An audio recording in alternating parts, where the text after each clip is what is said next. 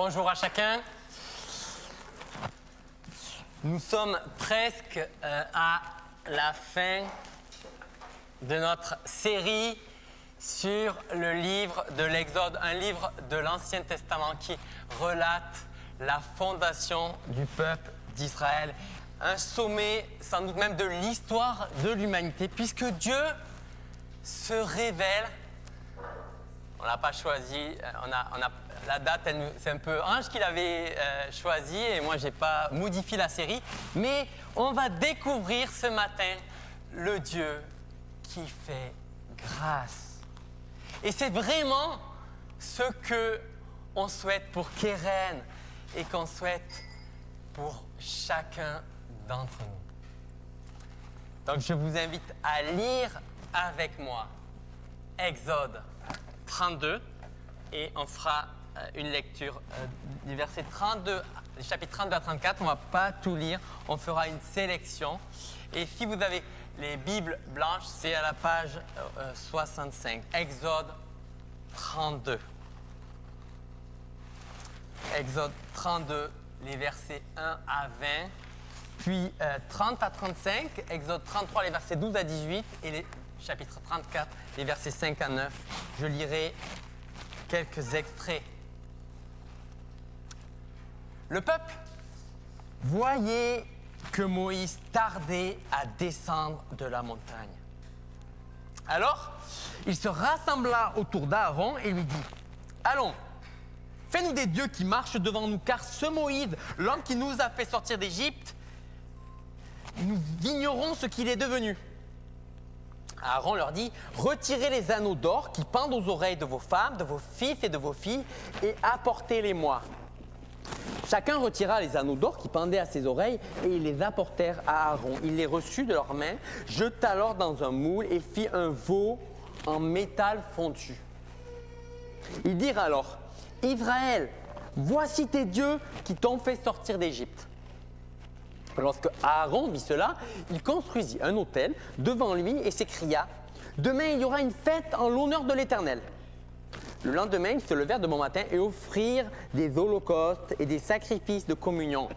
Le peuple s'assit pour manger et pour boire, puis ils se levèrent pour s'amuser. L'Éternel dit à Moïse « Vas-y, descends.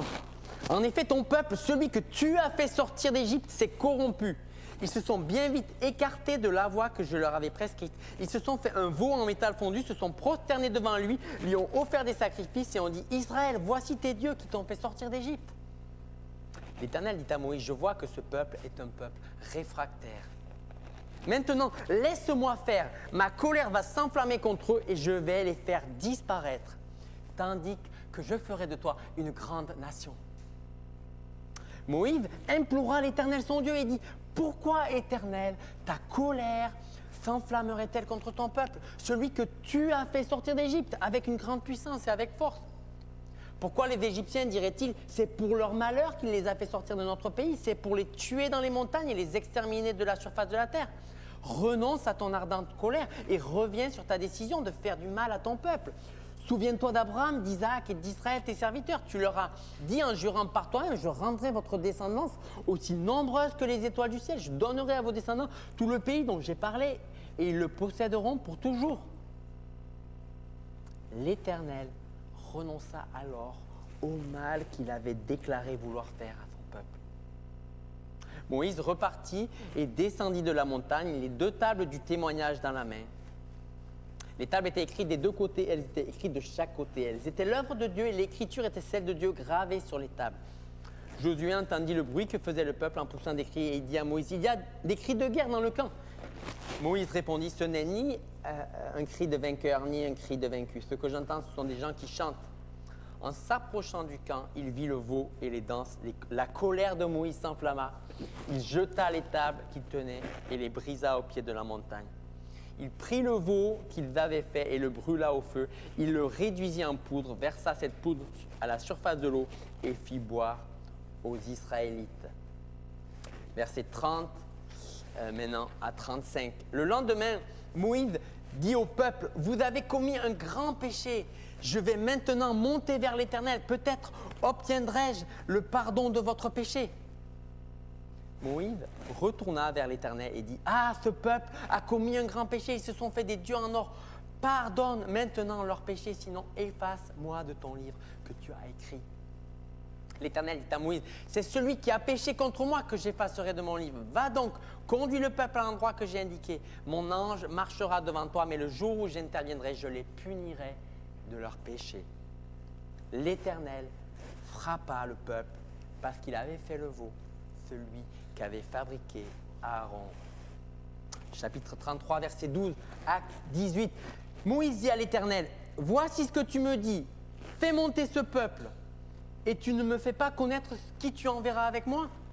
Cependant, tu as dit, je te connais par ton nom, et tu as trouvé grâce à mes yeux. Maintenant, si j'ai trouvé grâce à tes yeux, fais-moi connaître tes voies. Alors je te connaîtrai et je pourrai encore trouver grâce à tes yeux.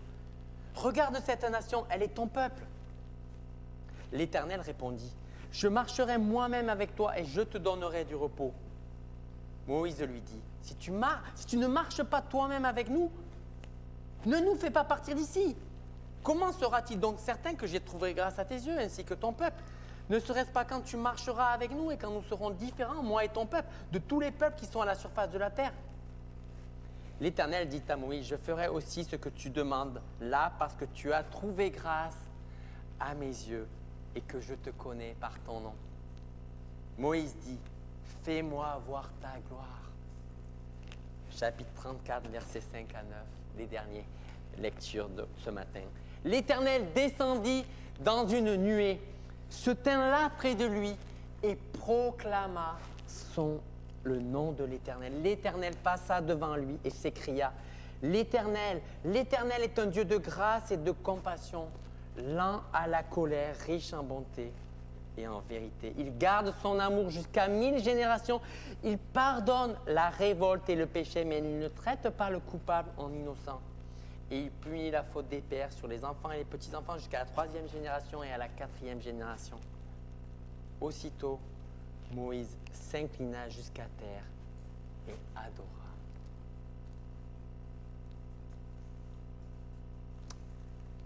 Fini la lecture. Est-ce que ça vous est déjà arrivé d'être dans une situation où il vous semble qu'il n'y aura pas de deuxième chance? Imaginez cette histoire fictive pour mesurer l'ampleur de ce qui vient de se passer. Un homme vient de se marier, la cérémonie a été magnifique, émouvante. Le festin a été exceptionnel. Ils se sont engagés devant tous et c'était beau. C'était trop beau. Les voilà partis en pleine lune de miel. Et voilà le drame. L'épouse, en pleine lune de miel, vient de trouver son mari au lit avec une autre femme. Est-ce que leur mariage est fini? Quel espoir pour ce couple? On a bien du mal à imaginer. Une deuxième chance nous semble impensable. Et c'est pourtant exactement ce qui est en train de se dérouler devant nous entre Dieu et son peuple. Alors que Dieu vient de délivrer de l'esclavage terrible, de l'oppression du Pharaon, et qu'il vient de conclure avec une alliance comme un mariage, et qu'il vient de leur montrer la vocation nouvelle et l'intimité à laquelle ils sont appelés, tout est en lambeaux. À la lumière de la réaction de Moïse qui jette les tables de la loi, qui tenait, verset 19, et qui les brise au pied de la montagne. Tout est en miettes. Et là, ce n'est pas un pétage de plomb de Moïse. Non, il voit bien ce qui vient de se passer et le drame qui se déroule devant eux. Avec la fabrication de cette idole, de ce veau d'or, ce n'est pas juste une anomalie, ce n'est pas juste une erreur, c'est un acte délibéré de rejet de l'alliance que Dieu avait contractée avec son peuple. C'est une trahison dramatique. c'est le péché à l'état pur, à l'état brut. Et vous pourriez me demander, ceux qui ont suivi la série depuis le début, mais pourquoi tu as sauté, Samuel, les chapitres 25 à 31? Oui, peut-être que tu ne voulais pas que la série dure 3 ans, peut-être, mais en tout cas, l'Exode nous a montré dans les chapitres 1 à 15 la libération du peuple d'Égypte, la manière avec laquelle Dieu a pourvu dans le désert, chapitres 16 à 18, et de 19 à 40, chapitre 19 à 40, là par contre on a l'alliance qui est conclue avec eux. Et cette alliance, cette loi, ce Dieu qui parle, qui s'adresse à eux, il leur adresse pour un but précis, il veut leur adresser une mission, une vocation particulière. Mais il veut aussi lui donner une nouvelle intimité, une nouvelle relation avec lui. Et c'est pour ça que Dieu prépare sa venue et c'est pour ça qu'on voit dans les chapitres qui précèdent et qu'on n'a pas lu et qu'on verra la fois prochaine, on voit qu'il y a toute une notice de montage en mode Ikea d'une tente, le tabernacle, un truc bizarre, mais c'est une instruction qui est longue et laborieuse. C'est pas pareil que le petit meuble que vous montez. Il y a plusieurs chapitres de montage.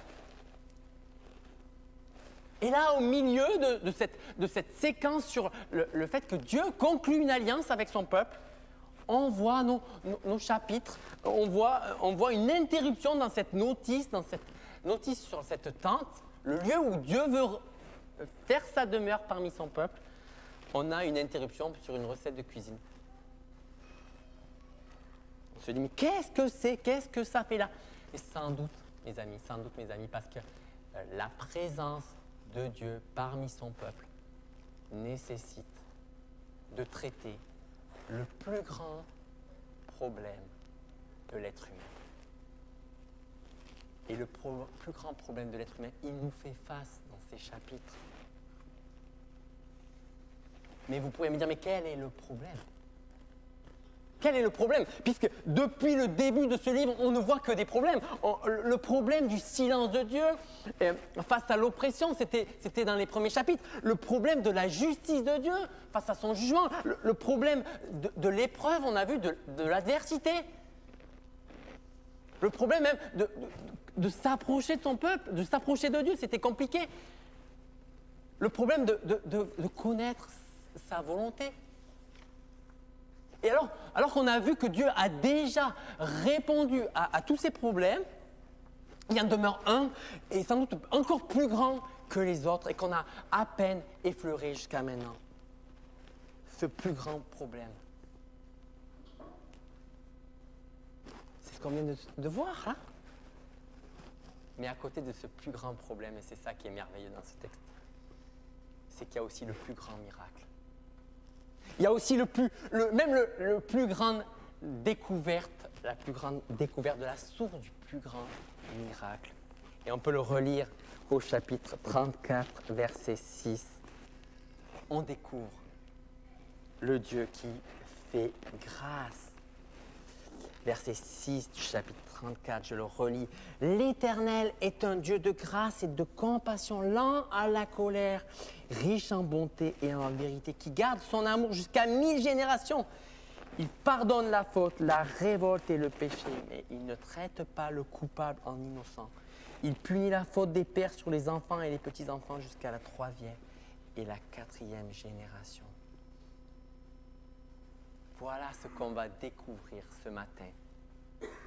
Ce pourquoi Dieu fait grâce, par quels moyens il fait grâce et pourquoi Dieu fait grâce.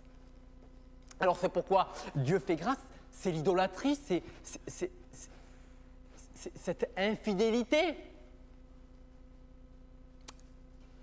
Et pourquoi nous serions tentés de faire ce qu'ils ont fait? Eh bien, exactement comme eux. Moïse est parti depuis un moment et il avait été appelé par Dieu pour connaître la manière avec laquelle cette notice de montage du lieu de la présence de Dieu au milieu de son peuple. Et là, le peuple ne le voit plus. Le peuple ne voit d'ailleurs ni Moïse, ni Dieu lui-même. Et voilà ce qu'il dit. Allons, fais-nous des dieux qui marchent devant nous, car ce Moïse, l'homme qui nous a fait sortir d'Égypte, nous ignorons ce qu'il est devenu.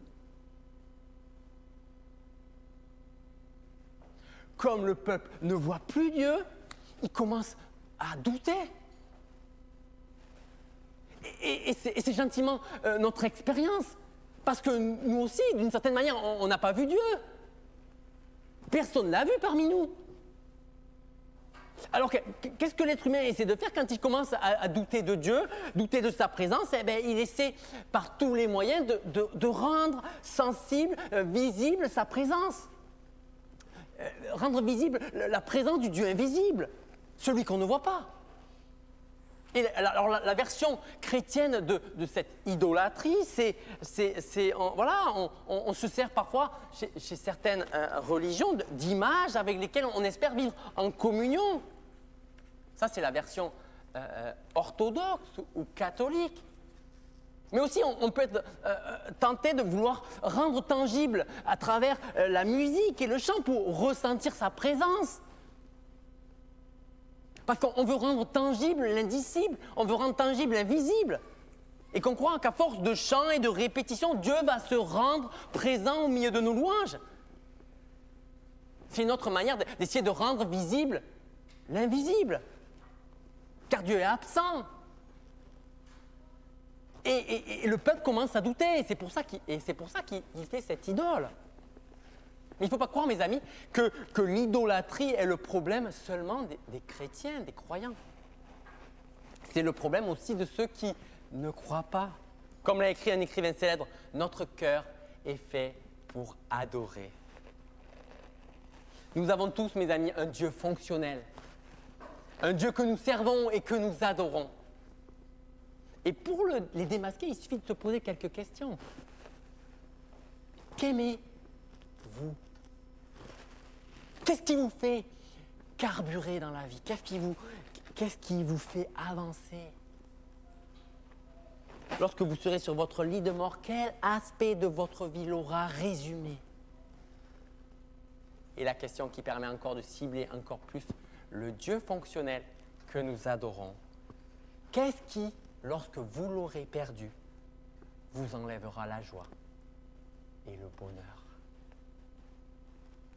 Pour Dieu, notre idolâtrie, c'est de l'infidélité, de l'adultère, et ça ne touche pas que quelques croyants, ça touche tous les êtres humains qui, au lieu d'adorer le Dieu vivant et dédié, adorent une parodie. Une parodie qui nécessite, comme on peut le voir, un prêtre, Aaron, un autel, des sacrifices, de l'or, une fête. Et comment ça se termine? Ça se termine toujours mal. Il termine en s'amusant. Et là, il faut bien noter la structure hébraïque et la connotation sexuelle. On est dans la désintégration morale. Nous devenons, mes amis, ce que nous adorons. Nos vies sont façonnées par l'objet de notre adoration. Qu'il s'agisse d'ailleurs de la carrière, de l'argent, d'une relation amoureuse, illicite. Nos vies éthiques reflètent ce que nous adorons.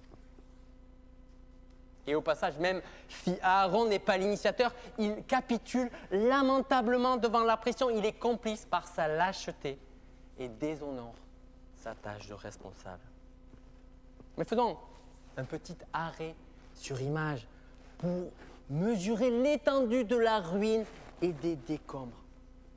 Israël rejette les desseins de Dieu avec une rapidité alarmante et une nonchalance troublante.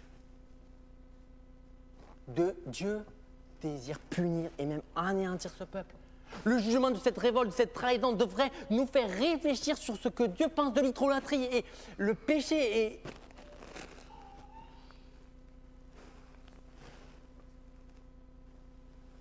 Notre cœur, mes amis, est fait pour adorer. Adorera-t-il un Dieu qui mènera à la ruine ou adorera-t-il au contraire un Dieu qui fait grâce et qui veut nous amener dans une juste relation avec lui? Mais après avoir vu ce que Dieu fait grâce. Nous allons voir par quels moyens il le fait. Et là, l'histoire se répète. Déjà à l'époque de Noé, le mal régnait. Déjà à l'époque de Babel, l'être humain voulait se faire l'égal de Dieu. Et là, le peuple d'Israël a littéralement rompu son alliance. Mais cette fois, il y a une particularité. Il y a un homme qui se tient là, Moïse. Et Dieu lui fait part de sa volonté. Regardez ce qu'il lui dit. L'Éternel dit à Moïse, je vois que ce peuple est un peuple réfractaire. Maintenant, laisse-moi faire. Ma colère va s'enflammer contre eux et je vais les faire disparaître, tandis que je ferai de toi une grande nation.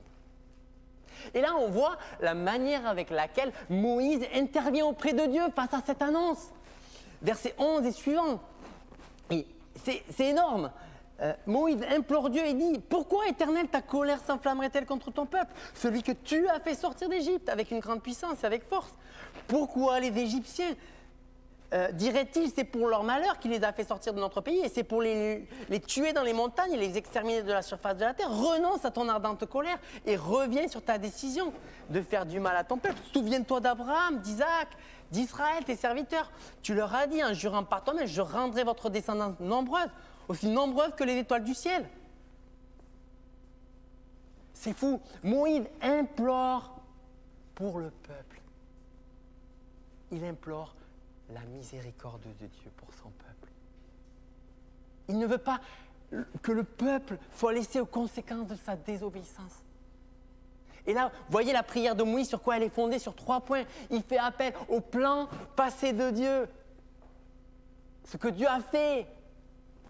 Mais si Dieu éliminait Israël, ça porterait atteinte à son œuvre passée. Mais ça porterait aussi atteinte à sa gloire et son honneur. Si Dieu détruisait son peuple. Et ça aussi, ça atteindrait ses promesses qu'il a faites à Abraham et elles ne peuvent pas être annulées. Dieu renonce à son plan. La punition est retardée et elle sera en partie exécutée, mais dans des proportions infiniment moindres. Mais l'intervention de Moïse, elle ne s'arrête pas là. C'est fou. L'infidélité du peuple envers Dieu a eu un impact et même si Dieu n'a pas éliminé son peuple, on voit que Dieu désire continuer à accompagner, mais juste accompagner Moïse. Et là, c'est particulièrement étonnant. On voit que on a une conversation au chapitre 33 où on voit que Dieu dit qu'il va accompagner Moïse, mais qu'il va l'accompagner lui seul. Et voilà la réaction de Moïse, 33 versets 12 à 16, si vous voulez le suivre, j'ai retranscrit en mode moderne. Qui nous accompagnera? Moi, l'Éternel, je t'accompagnerai, j'irai avec toi. Mais avec toi seul, Moïse. Et Moïse de répondre, mais moi seul, ça ne suffit pas. S'il te plaît, accompagne-nous, moi et ton peuple.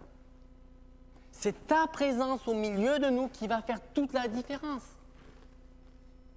Et là, mes amis, c'est l'un des moments les plus mémorables de tous les récits bibliques.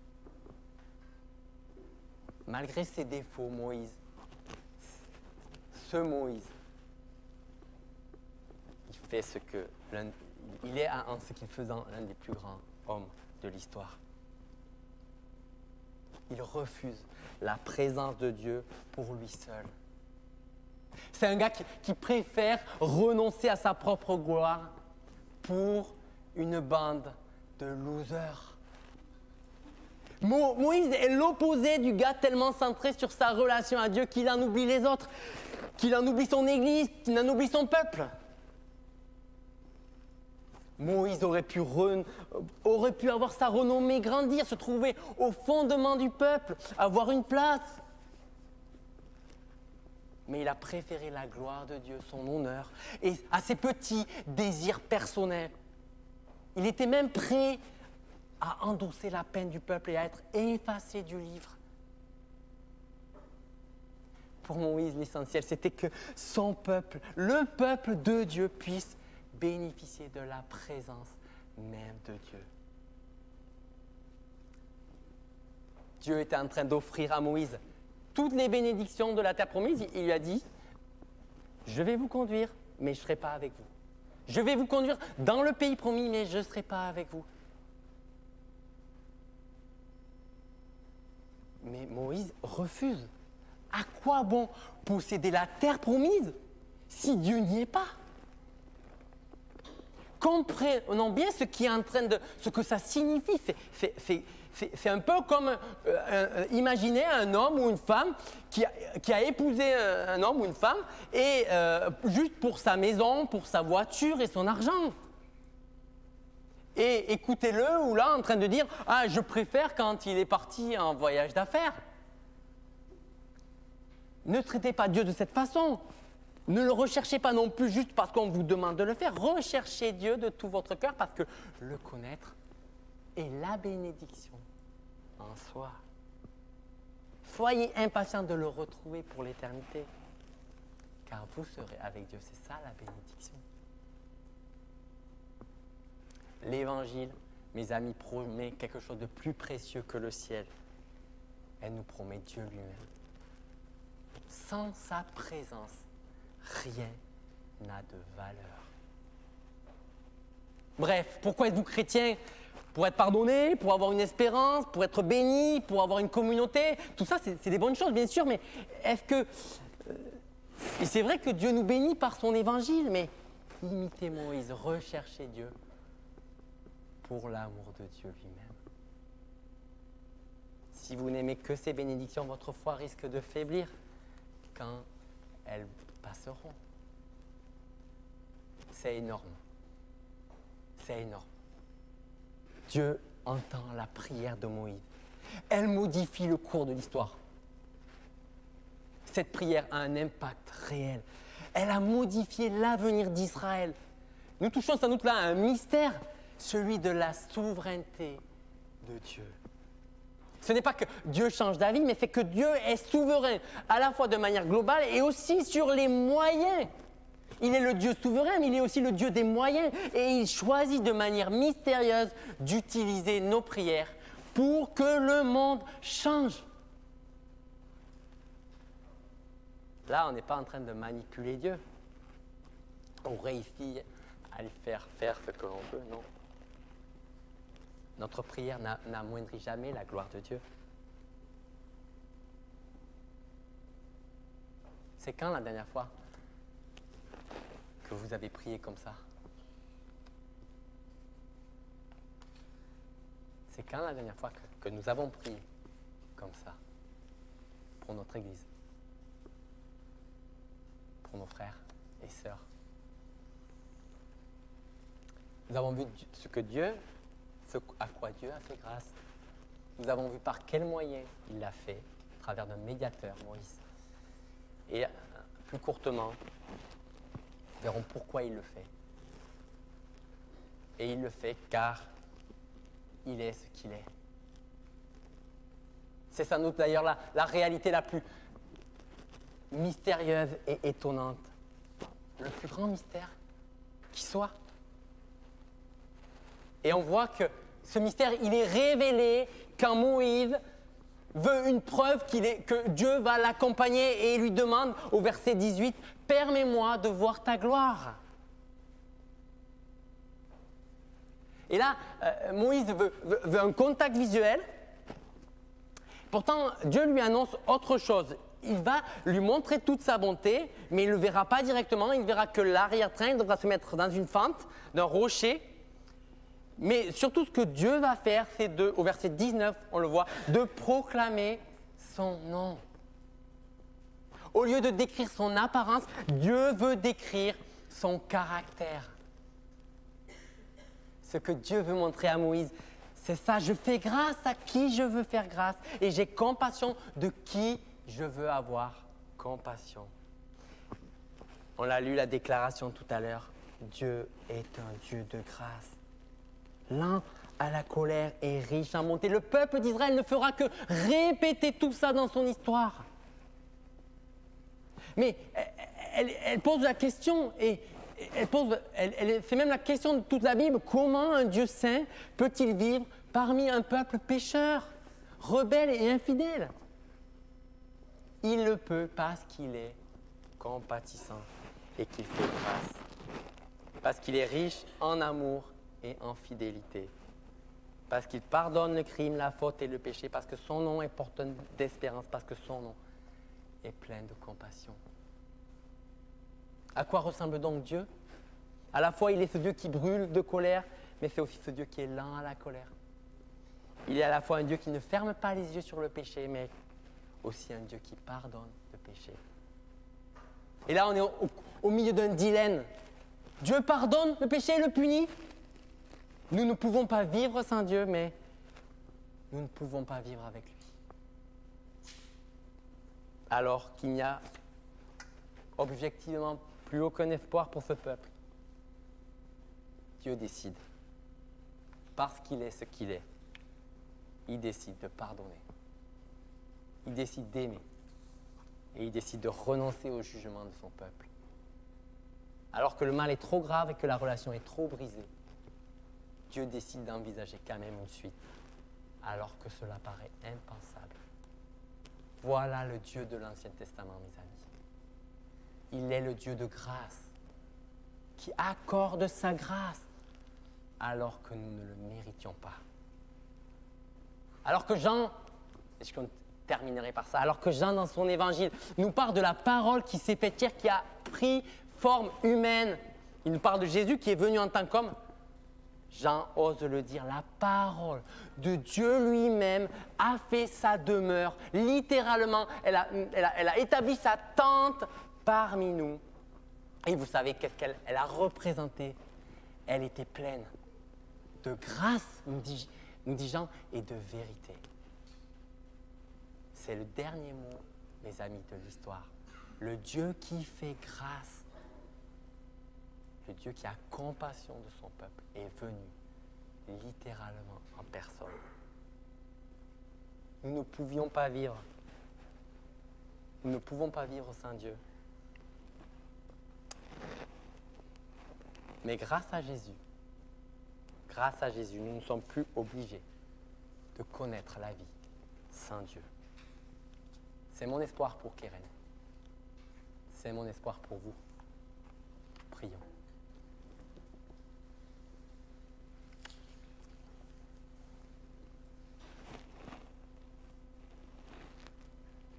Tu es le Dieu qui fait grâce face à nos fautes, face à nos péchés qui peuvent paraître parfois immenses. Et imaginez s'ils étaient projetés derrière. On serait obligé de fuir en courant. Mais tu es le Dieu qui fait grâce pour celui qui se repent. Et c'est une immense bonne nouvelle après une mauvaise, celle de mériter la mort pour nos fautes. Tu désires nous donner la vie, une vie qui dure toujours. Je prie Seigneur que, s'il te plaît, pour la gloire de ton nom, un grand nombre saisis cette vie et la vive et marche avec toi.